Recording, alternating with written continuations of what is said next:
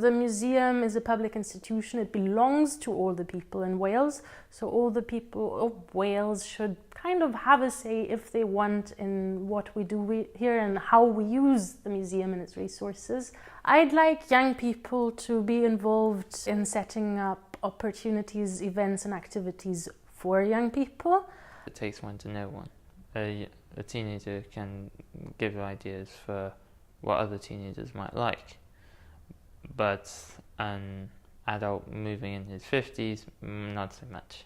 We've just heard from Scott, who's come up with the brilliant idea of a zombie apocalypse at the museum. And the idea here is to work with young people, to take their ideas on board, to do the kind of activities that they would actually enjoy and do in their own time, and then to try and add an element of learning on top of that. Staff of the museum really want people all over Wales of all ages to enjoy their time in the museum and learn stuff from it.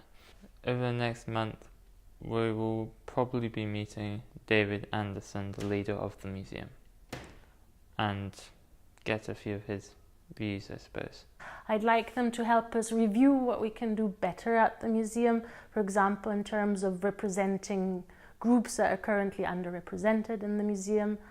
I'd like to get new voices in, and I'd like us to let go of control a little bit and young people to become more empowered.